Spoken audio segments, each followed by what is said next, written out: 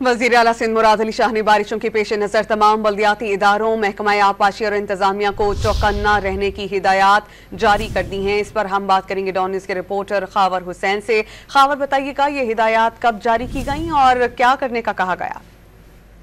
जी, वज़ीर आला सिंध सैयद मुराद अली शाह की ज़ेर सदारत शदीद बारिशों और उससे पैदा होने वाली सूरत हाल पर अहम इजलास तलब किया गया है। इजलास में सूबाई वज़रा Sharjeel Inam Memon Saeed Ghani, mayor Karachi Murtaza Wahab, chief secretary Asif Haider Shah, commissioner Karachi Hasan Naqvi समेत दीगर जो मुतल्लिका अफसरान थे उन्होंने शिरकत की है। वज़ीर आबपाशी जाम खान शोरो और वज़ीर रिलीफ एंड रिहेबिलिटेशन मखदूम महबूब जमान ने भी शिरकत की है।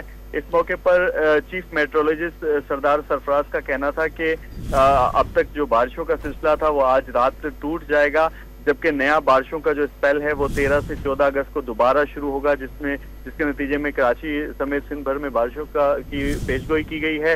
वजीर आबपाशी ने ब्रीफिंग देते हुए कहना था उनका कि गुड्डू बैराज की सूरत हाल पर निचले दर्जे का सैलाब है। बलूचिस्तान से बरसाती नालों से अभी तक पानी सिंध में दाखिल नहीं हुआ है। हमल झील आम सतह पर है, जबकि मंशर झील में भी सिर्फ 4 पानी का इजाफा हुआ है। दादू मोरो पर 120 क्यूसिक पानी है। मंशर झील और हमल झील की निगरानी कर रहे हैं। मुराद अली शाह का कहना था कि जैसे ही मंशर झील में पानी बढ़े तो दरियाओं में निकालना शुरू कर दिया जाए। भान सईदाबाद में पानी खड़ा है, वहां से डी वाटरिंग करवाई जाए।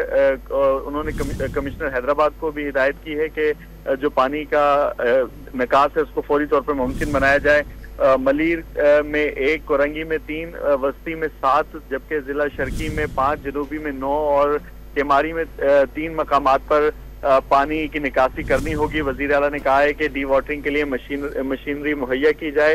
Tower, governor house, nursery, star gate, Jinnah terminal, KDA, Chowrangi, KMC headquarter और लियाकताबाद पर भी डी वाटरिंग के लिए मशीनों का बंदोबस्त किया जाए। जी, बहुत शुक्रिया खावर, आपने अपडेट किया।